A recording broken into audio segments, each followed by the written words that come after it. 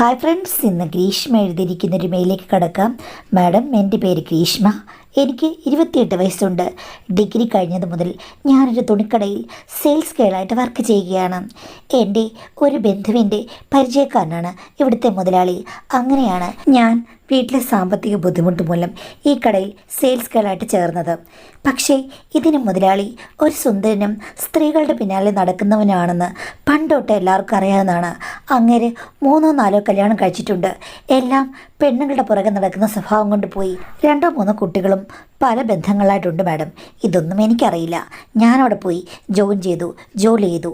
എന്നോട് അവിടെ നിൽക്കുന്ന പല സ്ത്രീകളും പറഞ്ഞു, സാറൊരു സുന്ദരനാണ്, സാറിൻ്റെ അടുത്ത് പോയി കുറച്ചുകൂടെ സ്വാതന്ത്ര്യത്തോടുകൂടി ഇടപഴകാമെങ്കിൽ നിനക്ക് സാലറി കൂട്ടിക്കിട്ടുമെന്ന്.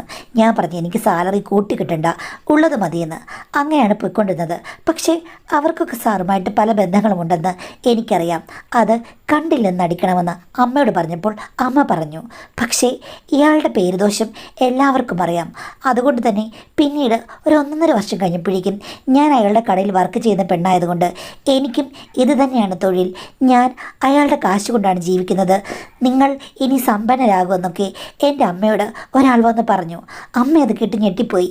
അമ്മയ്ക്കും അറിയില്ലായിരുന്നു ഇയാൾ പുറത്തൊക്കെ ഇത്രയും ഫേമസ് ആണെന്ന്. പക്ഷേ അമ്മ എന്നോട് പറഞ്ഞതാണ് വേറെ ടെക്സ്റ്റൈൽസ് ജോലിക്ക് പോകാൻ. ഞാൻ പറഞ്ഞു, ഓ, ഇവിടുന്ന് പോയിട്ട് വരാം, എവിടെ പോയാലും ഇത്രയും സാലറി കിട്ടുകയുള്ളൂ. അയാളാണെങ്കിൽ എൻ്റെ പുറകെ നടക്കുന്നുമില്ല, എന്നെ നിർബന്ധിക്കുന്നുമില്ല. ഇഷ്ടമുള്ളവർ പോകുന്നു വരുന്നു. അതിനിപ്പോൾ നമുക്കെന്താ? എന്തായാലും ഈ ജോലി ഞാൻ ചെയ്യുന്നു. എന്നെ കെട്ടാൻ വേണ്ടിയിട്ട് ഇനി ഒരാൾ വരുമെന്ന് എനിക്ക് തോന്നുന്നില്ല. എൻ്റെ കല്യാണത്തെക്കുറിച്ചൊന്നും എനിക്ക് യാതൊരു ആലോചനയുമില്ല. നമുക്കെങ്ങനെങ്കിലും കഞ്ഞി കുടിച്ച് പോകണം എന്ന് പറഞ്ഞു. അപ്പോൾ എൻ്റെ അമ്മ പറഞ്ഞത്, ആ, അങ്ങനെയാണെങ്കിൽ നമുക്കിങ്ങനെ അങ്ങ് ജീവിച്ചു പോകാം. ആരും നിന്നെ കെട്ടാൻ വരാതിരിക്കുന്നത് നല്ലതും. കെട്ടിയിട്ടൊന്നൊരു കാര്യമില്ല. എന്നെയും നിൻ്റെ അച്ഛൻ കെട്ടിയതാണ്. എന്നിട്ടെന്താ ഗുണം? ഞാൻ ഓർത്ത് കെട്ടിക്കഴിഞ്ഞാൽ എപ്പോഴും സന്തോഷമായിരിക്കുന്നു. പക്ഷേ അങ്ങനെയൊന്നുമല്ല മോളെ. കെട്ടിക്കഴിഞ്ഞാൽ ദുരിതങ്ങൾ മാത്രമേ ഉള്ളൂ. ആണും പെണ്ണും കല്യാണം കഴിക്കാൻ നേരത്ത് ഓർക്കും, യോ, ഇനി എന്നും നമുക്ക് രസമായിരിക്കും, എന്നും എൻ്റെ ചേട്ടനെ താലോലിക്കും, എന്നും എൻ്റെ ഭാര്യ എനിക്ക് തിരുമധുരം ചുണ്ടിൽ പകർന്നു നൽകും. പക്ഷേ അങ്ങനെയൊന്നുമില്ല. 1-2 വർഷമാകുമ്പോഴേക്കും ഒരു കുട്ടിയുമാകും. പിന്നെ ദുരിതങ്ങളായി, പ്രശ്നങ്ങളായി. ഇത് തന്നെ ജീവിതം. ഇതിലേക്ക് പോകാതിരിക്കുന്നത് നല്ലത്. ഞാൻ പറയില്ല നീ ഒരിക്കലും കല്യാണം കഴിക്കണമെന്നും. നിനക്ക് തോന്നുവാണെങ്കിൽ കല്യാണം കഴിക്കുക. പക്ഷേ വേറൊരു കാര്യമുണ്ട്. നീ ചെറുപ്പമാണ്. ചെറുപ്പത്തിൽ ഒരു ചോരത്തിളപ്പുണ്ട്. ചെറുപ്പത്തിൽ പല രസങ്ങളും നമുക്ക് ആവശ്യമാണ്. ആ രസങ്ങൾ ഒരിക്കലും അറിയാതെ ഇരിക്കരുത്. അമ്മ എന്താ പറഞ്ഞു വരുന്നത്? ഞാൻ പറഞ്ഞു വരുന്നത് ഇത്രയേ ഉള്ളൂ. നീ ഇപ്പോൾ ഒത്തിരി പെണ്ണുങ്ങളുടെ പുറകെ പോകുന്ന നിൻ്റെ മുതലാളിയുടെ പുറകെ പോകണമെന്ന് ഞാൻ ഒരിക്കലും പറയില്ല. പക്ഷേ നിനക്ക് ഈ സമയത്ത് പുരുഷ സാമീപ്യം ആവശ്യമാണ്. അവരെ ആട്ടി അകറ്റേണ്ട കാര്യമില്ല. പക്ഷേ കുഴപ്പങ്ങളൊന്നും ഉണ്ടാകാതെ നീ മാനേജ് ചെയ്യുകയാണെങ്കിൽ അവിടെ കടയിൽ എത്രയോ പുരുഷന്മാർ വരുന്നു. അതിൽ സൗന്ദര്യമുള്ള ആൾക്കാർക്കൊക്കെ നിനക്ക് അവസരം കൊടുക്കാം. പക്ഷേ ഒരിക്കലും അബദ്ധം പറ്റരുത്. ശ്രദ്ധിച്ച് കൈകാര്യം ചെയ്തു കഴിഞ്ഞാൽ നിനക്ക് ഈ ചെറുപ്രായത്തിൽ ഒത്തിരി സുന്ദരന്മാരെ കണ്ടറിയാം, കേട്ടറിയാം.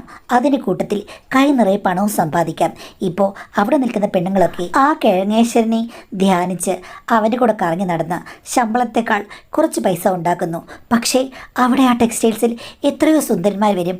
അവരെ ടാർഗറ്റ് ചെയ്ത് കഴിഞ്ഞാൽ നിനക്ക് ഒത്തിരി പണം ഉണ്ടാക്കാം. അതുമാത്രമല്ല, നിനക്ക് പല ഭർത്താക്കന്മാരും ഉണ്ടെന്നുള്ള നിലയിലേക്ക് വരികയും ചെയ്യും. അതാണോ നല്ലത്? നീ കല്യാണം കഴിച്ചൊരുത്തൻ്റെ അടിയും തൊഴിയും ഏറ്റുവാങ്ങുന്നതാണോ, കുട്ടിയിട്ട് തൊട്ടിലാട്ടുന്നതാണോ നല്ലത് എന്ന് നീ ആലോചിക്കുക. സ്വതന്ത്രമായിട്ട് ജീവിക്കാൻ പറ്റുന്നത് ഏറ്റവും നല്ലതാണ്. പിന്നെ പുറത്ത് സമൂഹം അറിഞ്ഞു കഴിഞ്ഞാൽ ആരെയാണെങ്കിലും എന്ത് വേണമെങ്കിലും പറയും. അതുകൊണ്ട് സമൂഹം അറിയാതെ, ആരും അറിയാതെ ഒതുക്കത്തിൽ നിന്നാ മോളെ നീ വലിയൊരു റാണിയാകും. നിനക്ക് എത്ര വേണമെങ്കിലും സമ്പാദിക്കാനും പറ്റും. അമ്മ എന്നെ വളഞ്ഞ വഴിയിലേക്ക് പറഞ്ഞു വിടുകയാണോ? ഞാൻ പറഞ്ഞു വിടുകയല്ല, ഒരു മാർഗമാണ് പറഞ്ഞത്. പിന്നെ നിനക്ക് മിടുക്കുണ്ടെങ്കിൽ പ്രശ്നങ്ങളൊന്നും ഉണ്ടാക്കാതെ, പുറം ലോകം അറിയാതെ നിനക്കത് മാനേജ് ചെയ്യാം. പക്ഷേ എന്ന് വെച്ച് ആരെങ്കിലും ചിരിച്ചു കാണിക്കുമ്പോൾ അവന്മാരുടെ പുറകെ പോകരുത്. അവന്മാരുടെ പഞ്ചാര വാക്കുകളിൽ മയങ്ങുകയും ചെയ്യരുത്. അമ്മയ്ക്കിതൊക്കെ എങ്ങനെ അറിയാം? അമ്മ എക്സ്പെർട്ടാണെന്ന് തോന്നല്ലോ. അല്ല, എനിക്ക് ആ എക്സ്പെർട്ട്നെസ് ഇല്ലാതെ പോയതാണ്. ചെറുപ്പകാലത്ത് ഇതൊക്കെ ഞാൻ ചിന്തിച്ചിരുന്നുവെങ്കിൽ ഇപ്പോൾ ഞാൻ ഒരിക്കലും ബുദ്ധിമുട്ടില്ല. നിന്നോട് ഞാൻ പറഞ്ഞു തരുന്നത്, നിനക്കിപ്പോൾ സൗന്ദര്യമുണ്ട്. ആ സൗന്ദര്യം നീ ഒരു ആയുധമാക്കി കഴിഞ്ഞാൽ നിനക്ക് രക്ഷപ്പെടാം. അതല്ലാതെ പുരുഷന്മാരെ കാണുമ്പോഴേക്കും ചിരിച്ചുകൊണ്ട്, അയ്യോ ചേട്ടൻ വന്നെങ്കിൽ മാത്രമേ എനിക്ക് കിണറ്റിൽ നിന്ന് വെള്ളം കോരാൻ പറ്റൂ എന്ന് പറഞ്ഞു കഴിഞ്ഞാൽ അത് ബുദ്ധിമുട്ടാണ്. അങ്ങനെയല്ല, ചിരിച്ച് മയക്കിയെടുക്കണം. എന്നിട്ട് സാധാരണ ആണുങ്ങൾ എന്താ ചെയ്യുക? ഡിസ്പോസിബിൾ ഗ്ലാസ് പോലെ നമ്മളെ എടുത്തെറിയും. അതിനുള്ള അവസരം ഒരിക്കലും നമ്മൾ ഉണ്ടാക്കരുത്. അതിനാണ് ഞാൻ പറയുന്നത്, ഏതെങ്കിലും ഒരാളെ കാണുമ്പോൾ അവരോട് സംസാരിച്ച് അവർക്ക് നമ്മളോട് താല്പര്യമുണ്ടെങ്കിൽ നമ്മൾ നമ്മളുടെ ആവശ്യം പറയുക. ആവശ്യമുള്ള സമയത്ത് ആവശ്യമുള്ളത് കിട്ടുമെന്നുണ്ടെങ്കിൽ ആ സമയത്ത് ഒത്തുചേരുക. അത് കഴിഞ്ഞ് നമുക്ക് കിട്ടാനുള്ള പങ്ക് വാങ്ങി നമ്മൾ പോരുക. അല്ലാതെ അവരുടെ പുറകെ നടക്കാനോ ചേട്ടാന്ന് വിളിച്ച് പ്രേമിക്കാനോ അല്ലെങ്കിൽ അവരിങ്ങോട്ട് വരാനോ നമ്മൾ അങ്ങോട്ട് പോകാനോ ഒന്നും പോകരുത്. ജസ്റ്റ് നമുക്കൊരു ബിസിനസ് മെൻറ്റാലിറ്റി ഉണ്ടെങ്കിൽ എന്തും വിജയിപ്പിച്ചെടുക്കാം. അമ്മയ്ക്കിത് പണ്ടേ ചെയ്തു കൂടായിരുന്നോ എന്ന് ഞാൻ ചോദിച്ചപ്പോൾ അമ്മ പറഞ്ഞു, അതല്ലേ പറഞ്ഞത്, എനിക്ക് കഴിഞ്ഞില്ല, അതുകൊണ്ടാണ് ഞാൻ നിന്നോട് പറഞ്ഞത്. മറ്റമ്മമാരാണെങ്കിൽ എന്താ പറയും, മോളെ എൻ്റെ ജീവിതവും കുളമായി, നീ ഒരുത്തിനെ കല്യാണം കഴിച്ച് സുന്ദരമായി ജീവിക്കണം, നീ റാണിയാകണമെന്ന്. ഞാനങ്ങനെ പറയുന്നില്ല. നീ ഒരുത്തിനെയും കല്യാണം കഴിക്കണ്ട, പക്ഷേ നീ റാണിയായിട്ട് ജീവിക്കണം. അതിന് എന്ത് ചെയ്യണമെന്നാണ് അമ്മ പറഞ്ഞത്? എടി, അതിനൊക്കെ സ്വയം ഒരു നയം വേണം. അവിടെ വരുന്ന ഇഷ്ടംപോലെ ആണുങ്ങളുണ്ട്. ഞാൻ പറഞ്ഞു തരാം. കല്യാണം കഴിച്ച ആണുങ്ങളായിരിക്കും സേഫ്. കാര്യം അവർക്ക് ഭാര്യമാരെ പ്രീതിപ്പെടുത്തണമെന്ന് ആഗ്രഹമുണ്ട്. അതുകൊണ്ട് നിന്നെ കാണുമ്പോൾ ഇളക്കെടുത്ത് വരികയാണെങ്കിൽ നീ ആ കരാറൊക്കെ പറഞ്ഞ് ഉറപ്പിക്കണം. കാര്യം നിനക്ക് സാമ്പത്തികമായി ഒത്തിരി ബുദ്ധിമുട്ടുണ്ട്. സാമ്പത്തികമായി സഹായിക്കുകയാണെന്നുണ്ടെങ്കിൽ നീ അത്യാവശ്യ കാര്യങ്ങളിൽ ലഭ്യമായിരിക്കും എന്ന് പറയുക.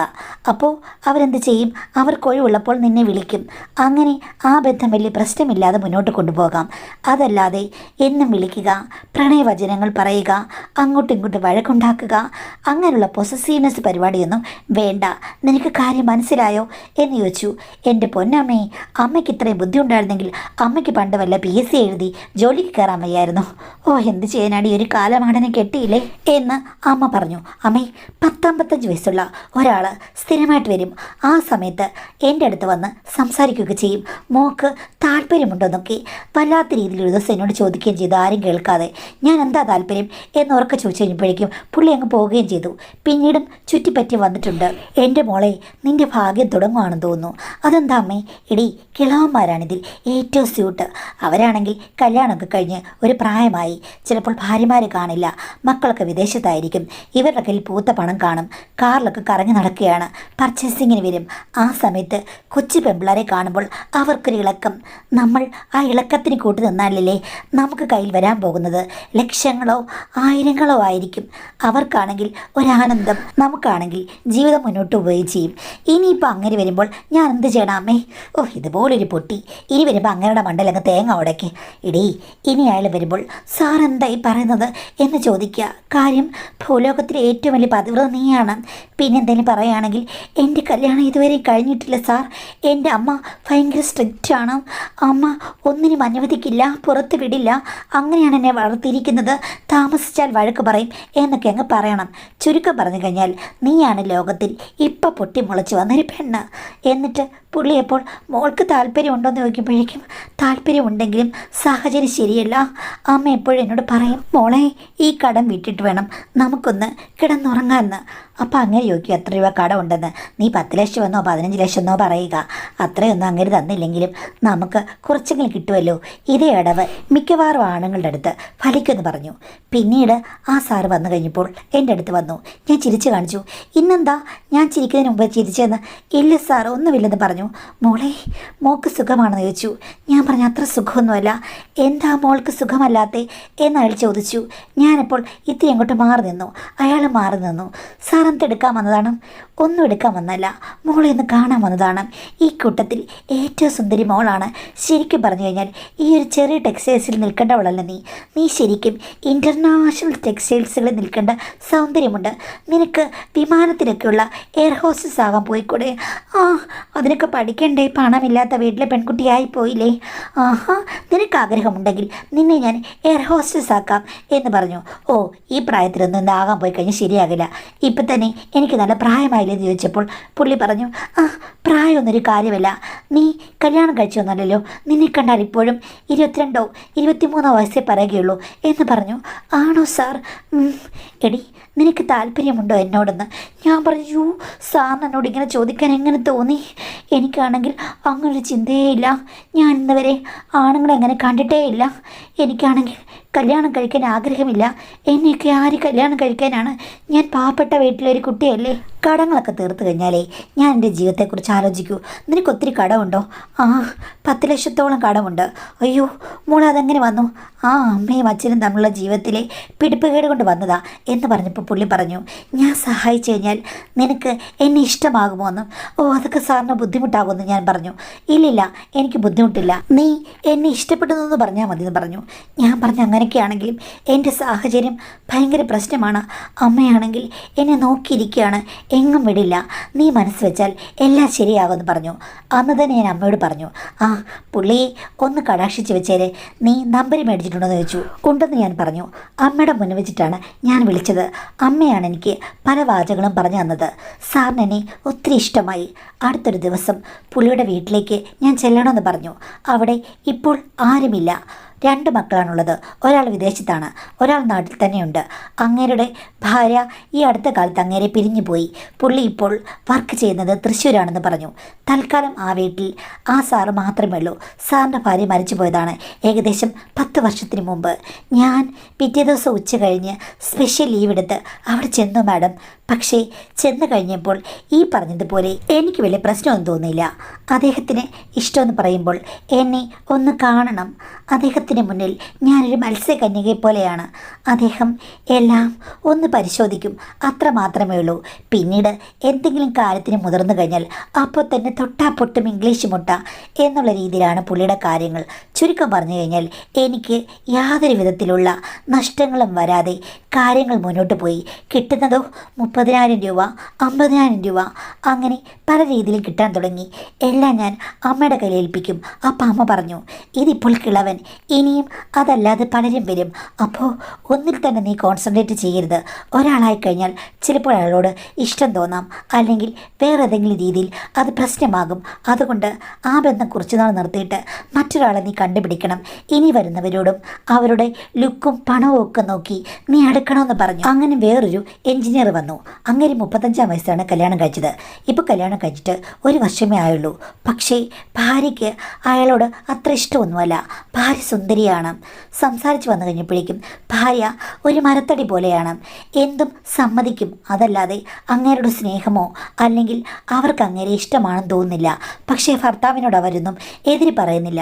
ഞാൻ പറഞ്ഞ അതിനെന്താ, കുഴപ്പമില്ലല്ലോ, എതിരൊന്നും പറയുന്നില്ലല്ലോ, സാറിൻ്റെ കാര്യങ്ങളൊക്കെ നന്നായി പോകുന്നില്ലെന്ന് പറഞ്ഞപ്പോൾ അയാൾ പറഞ്ഞു, എനിക്ക് അങ്ങനൊരു പെണ്ണിനെയല്ല ഇഷ്ടം. എനിക്ക് എന്നോട് എതിർത്ത് നിൽക്കുന്ന എൻ്റെ അതേ വൈവുള്ളൊരു പെണ്ണിനെയാണ് ഇഷ്ടം. ശരിക്കും പറഞ്ഞു കഴിഞ്ഞാൽ ഒരു യുദ്ധം പോലെയാകണം, യുദ്ധക്കളമായിരിക്കണം എൻ്റെ വീട്. പക്ഷേ ഇവൾ യുദ്ധത്തിന് പോകുമ്പോൾ ചത്ത് കിടക്കുന്ന ആളെ പോലെയാണ് പെരുമാറുന്നത്. എന്താ സാർ എൻ്റെ കാരണം? ആദ്യമൊന്നും എനിക്കറിയില്ലായിരുന്നു. പിന്നീട് അവൾക്ക് പണ്ട് പഠിക്കുന്ന സമയത്ത് എന്തോ ഹോസ്റ്റലിൽ വെച്ചിട്ട് ചില പ്രശ്നങ്ങളൊക്കെ ഉണ്ടായിരുന്നു, മാനസികമായത്. അന്ന് ട്രീറ്റ്മെൻറ്റ് ചെയ്തിരുന്നു. അത് കഴിഞ്ഞതിൽ പിന്നെയാണ് ഇങ്ങനെയായത്. ഇപ്പോൾ ട്രീറ്റ്മെൻറ്റ് ഇല്ല. ഡോക്ടറെ കാണിച്ചപ്പോൾ ഡോക്ടർ പറഞ്ഞു, സാരമില്ല, പതുക്കെ ശരിയാകുമെന്ന്.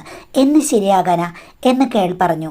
പിന്നീട് അതും ഇങ്ങനൊരു ബന്ധത്തിലേക്ക് കലാശിച്ചു. പക്ഷേ അങ്ങനെയില്ലേ മാഡം, എന്നെ വലിയൊരു ഹോട്ടലിലേക്കാണ് കൊണ്ടുപോയിക്കൊണ്ടിരുന്നത്. അത് ആഴ്ചയിൽ 1 ദിവസം മാത്രം. അങ്ങേർക്ക് അന്ന് മാത്രമേ പറ്റുകയുള്ളൂ. അവിടെ വെച്ച് ഞാൻ അയാളുടെ ഭർത്താവായിട്ട് ആക്ട് ചെയ്യണമെന്ന് പറഞ്ഞു. ഞാൻ പറഞ്ഞു, ഭാര്യയായിട്ട് ആക്ട് ചെയ്യാം എന്ന് വെച്ചിട്ട് ഞാൻ ഇവിടെ ഇപ്പം എന്താ നിങ്ങൾക്ക് കഞ്ഞിയും കറിയും ഉണ്ടാക്കി തരാൻ പറ്റുമോ എന്ന് ചോദിച്ചപ്പോൾ പുള്ളി പറഞ്ഞു, നീ പറഞ്ഞത് കറക്റ്റാണ്. ഇനി നമുക്ക് ഒരു റെൻ്റേ ഹൗസ് ഉണ്ട്, അതെടുത്തങ്ങ് മാറാം. 1 ദിവസത്തേക്കായി അപ്പാർട്ട്മെൻറ്റ് കിട്ടും. അതിലേക്ക് മാറിക്കഴിയുമ്പോഴേക്കും നീ എനിക്ക് എല്ലാം ഉണ്ടാക്കി തരണം. ഒരു ഹാഫ് ഡേ മതി. അതിനുള്ളിൽ ചോറും കറിയൊക്കെ ഉണ്ടാക്കി എനിക്ക് തരണം. ഒരു ഭാര്യയെ പോലെ. എൻ്റെ ഭാര്യ അങ്ങനൊന്നും ചെയ്യില്ല. ആ സമയത്ത് നിന്നെ ഭാര്യ എന്നുള്ള രീതിയിൽ സ്നേഹിക്കുമെന്ന് പറഞ്ഞു. വല്ലാത്ത കൂത്ത് തന്നെ. പക്ഷേ എൻ്റെ കടങ്ങളെപ്പറ്റി പറഞ്ഞ് ഞാനൊന്ന് കരഞ്ഞു. അപ്പോൾ പറഞ്ഞു, അതൊക്കെ ഞാൻ വീട്ടിക്കോളാം, എത്രയാണെന്ന് പറഞ്ഞാൽ മതിയെന്ന്. അമ്മയെ വിളിച്ച് ചോദിക്കുന്ന പോലെ ഞാൻ അഭിനയിച്ചു. അമ്മ അപ്പോൾ 10 ലക്ഷം എന്നല്ലേ പറഞ്ഞത്? കുഴപ്പമില്ല, ഞാൻ നിനക്ക് പതുക്കെ ഓരോരോ ലക്ഷം തന്ന് തീർത്തോളാന്ന് പറഞ്ഞു. വലിയൊരാശ്വാസം. അങ്ങനെ അമ്മയാണ് മാഡം എനിക്ക് വേണ്ടിയിട്ടുള്ള തുകകളൊക്കെ സ്വരൂപിക്കുന്നത്. എന്ന് വെച്ച് കിളവൻ സാറിനെയും ഞാൻ വെറുതെ വിട്ടിട്ടില്ല.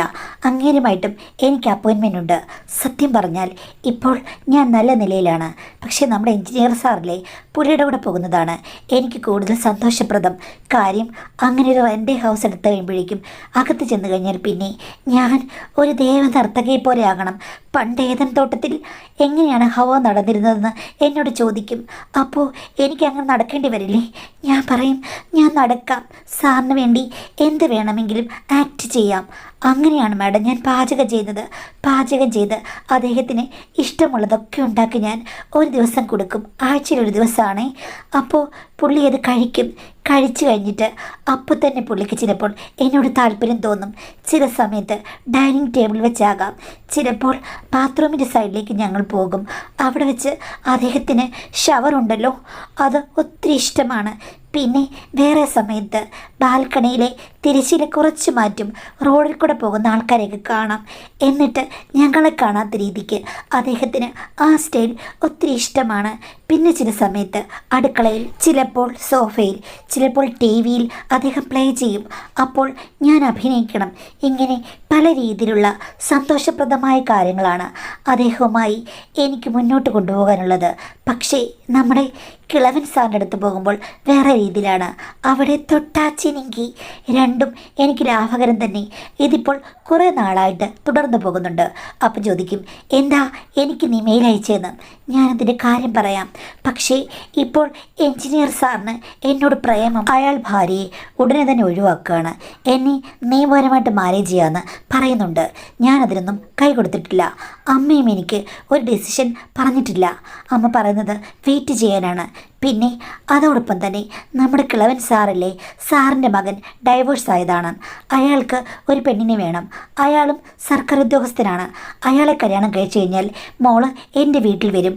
അങ്ങനെ കഴിയുമ്പോഴേക്കും എൻ്റെ മകൻ നിൻ്റെ ഭർത്താവ്, ഞാനാണെങ്കിൽ നിൻ്റെ ആരാധകൻ. നമ്മുടെ കാര്യങ്ങളൊക്കെ നന്നായി മുന്നോട്ട് പോകും. അവനാണെങ്കിൽ എന്നെ നോക്കാൻ വേണ്ടിയിട്ട് നിന്നെ ഇവിടെ നിർത്തിയിട്ട് പോകും അവൻ്റെ ജോലി സ്ഥലത്ത്. അപ്പോൾ പിന്നെ നമുക്ക് രണ്ടുപേർക്കും ഇവിടെ ജോലിയാ ജിങ്കാന എന്നാണ് പറയുന്നത്. അങ്ങനെ 2 ഓഫർ വന്നിരിക്കുകയാണ്. അമ്മയോട് പറഞ്ഞു കഴിഞ്ഞപ്പോഴേക്കും അമ്മ പറഞ്ഞു, വിവാഹം വേണ്ടെന്ന് വെച്ചതാണ്. പക്ഷേ വിവാഹം ചെയ്യുന്നത് നല്ലതാണെന്ന് ഇപ്പോൾ എനിക്ക് തോന്നുന്നു മോളെ. പക്ഷേ എന്ത് തീരുമാനം എടുക്കണമെന്ന് എനിക്കും അറിയുന്നില്ല. ഞാനൊരു കാര്യം പറയാം, ഒരു 2 വർഷം കൂടി ഇങ്ങനെ പോകട്ടെ, അത് കഴിഞ്ഞ ശേഷം നമുക്ക് തീരുമാനിക്കാമെന്നാണ് അമ്മ പറഞ്ഞത്. പക്ഷേ രണ്ടുപേരും ഇരുവശത്തുനിന്നും എന്നെ ഓഫറുകൾ കൊണ്ടും സ്നേഹം കൊണ്ടും ബുദ്ധിമുട്ടിക്കുകയാണ്. എനിക്കാണെങ്കിൽ ഒരു മറുപടി പറയാനുമില്ല. മാഡം, ഇതിൽ ആരെ കല്യാണം കഴിച്ചാലാണ് എനിക്ക് ബെറ്റർ ഫ്യൂച്ചർ ഉണ്ടാകുക? മാഡം ഒന്ന് പറഞ്ഞു തരാമോ എന്നാണ് ചോദിച്ചിരിക്കുന്നത്. ബെസ്റ്റ്. പണ്ടും ഇങ്ങനെ തത്തയെ കൊണ്ടൊന്ന് ചീട്ടെടുപ്പിക്കും, എന്നിട്ട് നല്ല കാലം തിരിച്ചറിയാമെന്ന് പറഞ്ഞതുപോലെ ഇപ്പം തത്തയ്ക്ക് പകരം ഞാനായോ? കൊള്ളാം. എന്തായാലും ഞാൻ പറഞ്ഞത് സത്യമായിട്ടും നിങ്ങൾ കല്യാണം കഴിച്ചു കഴിഞ്ഞാൽ അടങ്ങി ഒതുങ്ങി ജീവിക്കുമോ? വിവാഹ ജീവിതത്തിന് വേണ്ടത്ര ഇമ്പോർട്ടൻസ് കൊടുത്ത് ജീവിക്കാൻ വേണ്ടിയാണോ കല്യാണം കഴിക്കുന്നത്? ഒരിക്കലും അങ്ങനെ ഒരു കല്യാണമാണെന്ന് എനിക്ക് തോന്നുന്നില്ല. കാര്യം ഇതൊക്കെ അന്നേരത്തെ സിറ്റുവേഷൻ്റെ മുകളിൽ ഉണ്ടാകുന്ന, അല്ലെങ്കിൽ രസത്തിൻ്റെ മുകളിൽ ഉണ്ടാകുന്ന ഓരോ ഓഫറുകളും കല്യാണാലോചനയൊക്കെയാണ്. ഇപ്പോൾ ഈ ഒരു എൻജിനീയർ, അങ്ങേർക്ക് ഇത്തിരി മനസ്സിന് പ്രശ്നമുള്ളൊരു ഭാര്യയുണ്ട്. ആ കല്യാണം കഴിഞ്ഞിട്ട് 1 വർഷമേ ആയുള്ളൂ. ആ പെൺകുട്ടി ശരിയാകുന്നതോ അല്ലെങ്കിൽ ആ പെൺകുട്ടിയുടെ ജീവിതമോ ഒന്നും തകരുന്നത് നോക്കാതെ അവരെ ഡൈവേഴ്സ് ചെയ്തിട്ട് നിങ്ങളെ കല്യാണം കഴിക്കാമെന്ന് പറയുന്ന അയാൾ അത്ര നല്ലവനാണോ? എനിക്ക് തോന്നുന്നില്ല. കാര്യം എന്ന് വെച്ച് കഴിഞ്ഞാൽ നിങ്ങൾക്ക് എന്തെങ്കിലും കുഴപ്പം വന്നു കഴിഞ്ഞാൽ അയാൾ നിങ്ങളെ ഉപേക്ഷിക്കില്ലേ? മനുഷ്യനല്ലേ, എപ്പോൾ വേണമെങ്കിലും എന്ത് വേണമെങ്കിലും സംഭവിക്കാം. അപ്പം ആത്മാർത്ഥമായ സ്നേഹമൊന്നുമല്ല.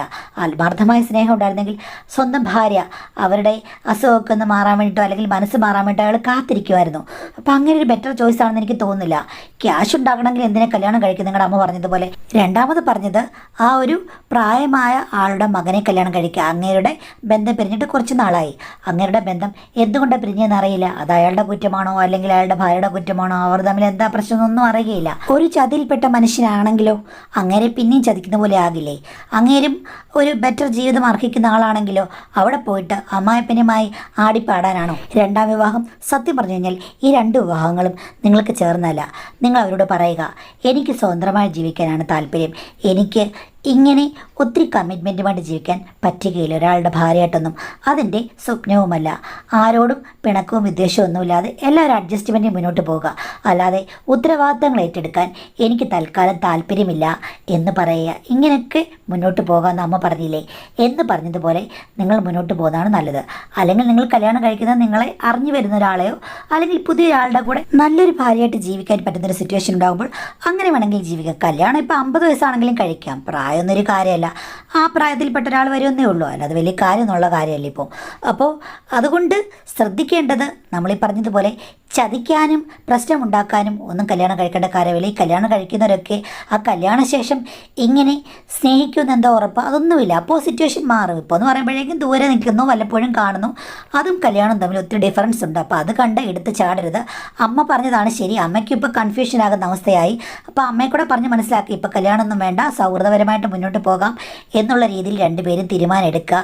നിങ്ങൾ സത്യം പറഞ്ഞാൽ കല്യാണം കഴിക്കാൻ യോഗ്യത തൽക്കാലമുള്ളൊരു സ്ത്രീയല്ല. അതാകുമ്പോൾ മനസ്സ് തെളിയുമ്പോൾ നല്ലൊരാളെ കല്യാണം കഴിച്ച് ചതിയും വഞ്ചനയും അങ്ങനെ ഒന്നുമില്ലാതെ നല്ല സ്നേഹപൂർവ്വം ജീവിച്ച് കുട്ടികളൊക്കെ ഉണ്ടായി ഒരു സാധാരണ കുടുംബം പോലെ ജീവിക്കുക. അല്ലാതെ ഈ തരികടയൊക്കെ കളിച്ച് ഇവയിൽ ഒരാളെ കല്യാണം കഴിച്ചിട്ട് പ്രത്യേകിച്ച് കാര്യമൊന്നുമില്ല. അതൊക്കെ ദുരന്തമായിട്ട് തീരും. അതുകൊണ്ട് പണമൊക്കെ സമ്പാദിച്ച ശേഷം നിങ്ങൾ നല്ലൊരു ജീവിതത്തിലേക്ക് കടക്കുക. ഇല്ലെങ്കിൽ അതിൽ കടക്കാതിരിക്കുക, അല്ലെങ്കിൽ തരികടകൾ നിർത്തി ജീവിക്കുക.